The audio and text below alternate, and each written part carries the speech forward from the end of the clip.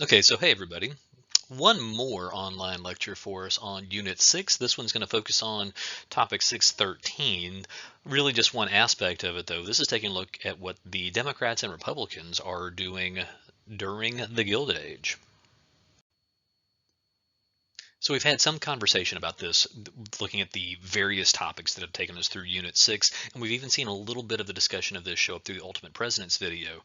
But I feel like that it is worth it to point out to you sort of like the College Board angle on some of these same topics.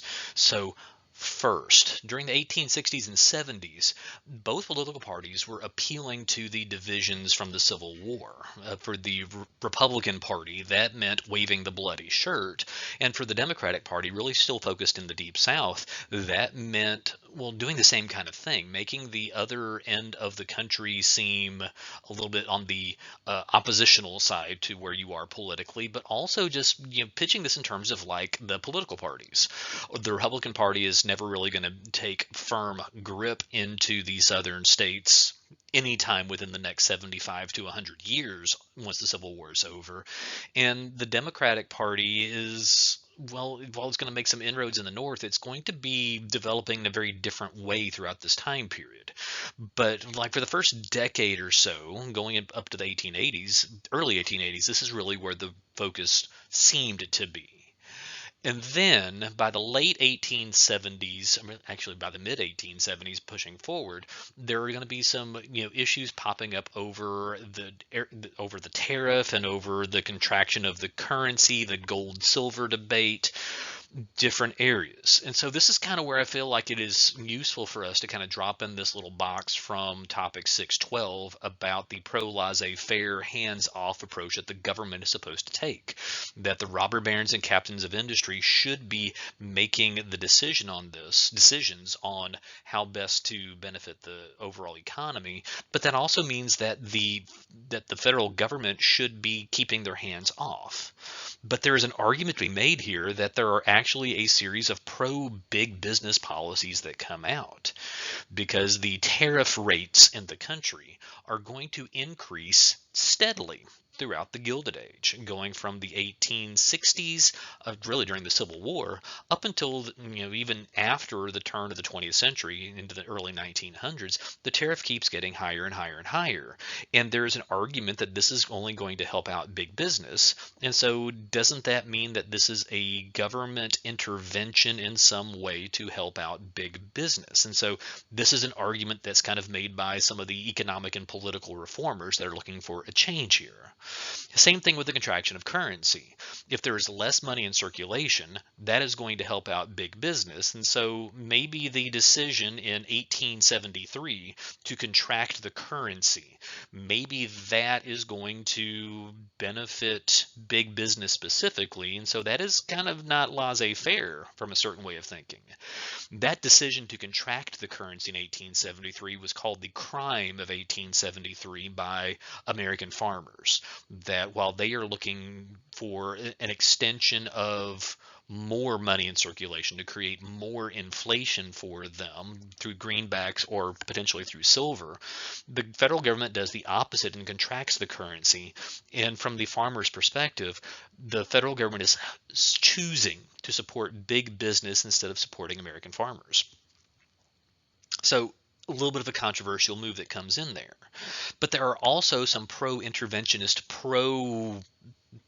farmer or pro labor union or pro small business policies that come in that are definitely not laissez-faire. In 1886, Congress passes the Interstate Commerce Act, which is designed to field complaints from farmers about railroad rates as it relates to interstate commerce. So this looks like an interventionist policy, but it really doesn't have much follow through in the sense that it is something that is not really going to be acted upon. Complaints are fielded by the Interstate Commerce Commission, that federal government agency, but no real action comes out of it. So it looks like it's an interventionist policy, but there's not really much intervention that happens. And then in 1890, Congress passes the Sherman Antitrust Act, which is designed specifically to break up and eliminate the trust as a business structure. If you remember way back at the beginning of this unit, we talked about trusts and holding companies as business structures that were designed to achieve a monopoly that would help, that those structures help big business. And so there is an interventionist policy here that makes trusts, monopolistic trusts, illegal. But very much like the Interstate Commerce Act, the law says one thing, but there's not much follow through that goes on with it. And it's actually not going to be until the 20th century that you see real action coming along these lines. This being said, you can still look at a decade by decade basis going through the Gilded Age, and you can see that in the 1870s, it's clear, almost blind support for the robber barons and the captains of industry. But by the 1880s and 1890s, there's at least some effort being made to try to balance that out. It's not, this isn't happening, that change isn't happening because people in Washington had a change of heart. That change is happening because there are new people being elected to office in Washington, whether it's through the presidency or more specifically in this case, I'm talking about new members of Congress that are coming in to try to represent other interests other than just the robber barons. So this is kind of a big change that is looking forward. It's just going to be a slow and steady change, really kind of picking up speed as you get more so into the 20th century. But as we'll see on the next slide, there are other reasons that people are skeptical at the notion of trusting the federal government in any way, shape, or form whatsoever, regardless of the issue.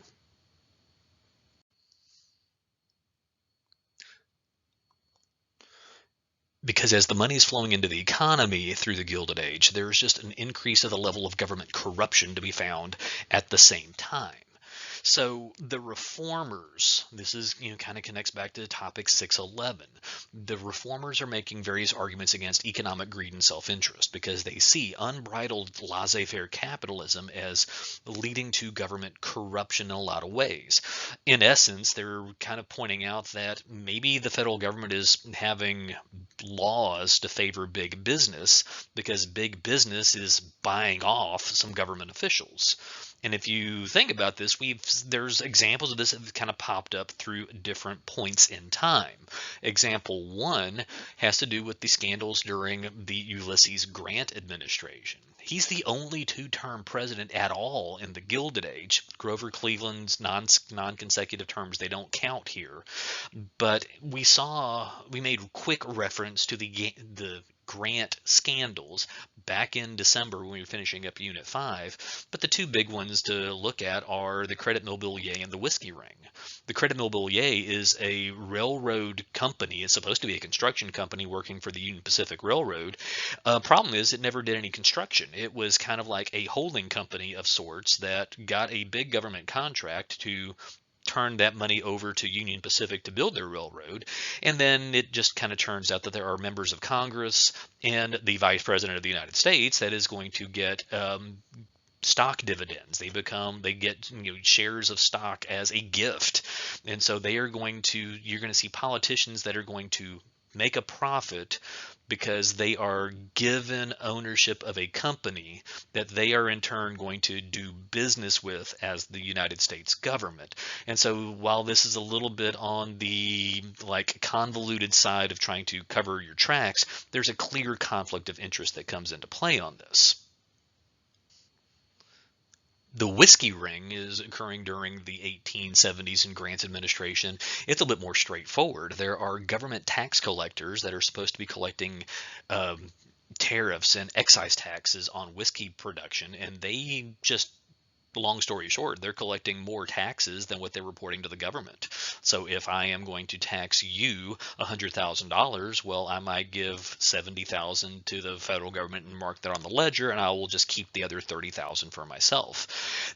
This is a long-term, scam that's being conducted by all these Whiskey Ring tax collectors that is going to, it's going to make Grant look bad. Nobody really believed Grant was directly involved in either of these, but he looks inept because all this stuff is going on without him even knowing it. Like in the 1880s, one of these Whiskey Ring tax collectors is Chester Arthur, who's going to become president of the United States, which is maybe another sign of the, corruption that's embedded into the system. And then again in 1877, like we talked about back in the Reconstruction unit, we talked about like the Compromise of 1877, where Hayes wins the election, but it is going to be like a handshake agreement that they're just going to end Reconstruction in the South. And so all of the Reconstruction discussions kind of go by the wayside. Hayes kind of has a one-term do-nothing area as president. It doesn't really seem to be like politicians working for the betterment of the country. Really embedded into politics at this point in time is the idea of party patronage, or also referred to as the spoils system.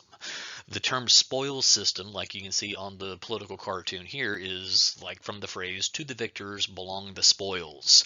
That means the person who wins gets to reap the benefits of the victory. And this phrase and this system is developed by Andrew Jackson, going back to the 1830s. And basically what this turns into by the Gilded Age is there are people that are think about it this way. If I am running for office and you support me in my campaign with financial contributions, once I am elected, I will do everything in my power to get you a financial contribution going back to your way. Whether that means you're going to serve as a position of in office, like anything from like a local postmaster to like a senior government official in Washington D.C.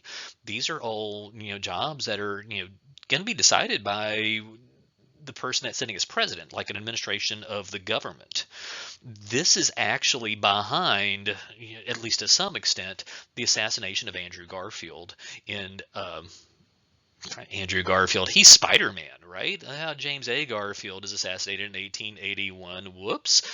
James Garfield is assassinated by Charles Guiteau, who was an office seeker who thought he was really supposed to become like an ambassador for the United States in France or England. And so when he shoots and kills Garfield, it kind of gives everybody a chance to kind of step back and think, do we need to do something to step away from the spoils system? And there is action that takes place here. Under the administration of Chester Arthur, that great do-nothing president, Congress passes a Civil Service Reform Act. It's called the Pendleton Act. It comes out in 1883 and it basically says that if you are going to apply for any kind of government job at all, you have to take a civil service test to demonstrate you have the requisite knowledge and skills in order to qualify for those jobs. And this is still how government jobs work today. So there is a long-term reform that comes out of this. It might be the only reform that comes out of the federal government at all during the Gilded Age, because, well, this is really designed to sort of create some stability in the government. But it took the assassination of a president in order to get there. And so I think that what point I try to get at with this is that the major political parties are really, at best, they are trying to stay out of the real issues of the day because they are leaving those decisions up to the capitalist captains of industry, and at worst they are accepting bribes and influence from those captains of industry as they are trying to make themselves richer. And the question gets to be, what's the expense on this? Because by the time you get to the late 1880s into the 1890s, both the labor unions and the farmers alliances have decided that enough is enough, and they're going to mount a direct challenge to the Democratic and Republican parties. And that's the topic of 13B when we focus in on the populists. So thanks for listening to this one. I will talk to you more.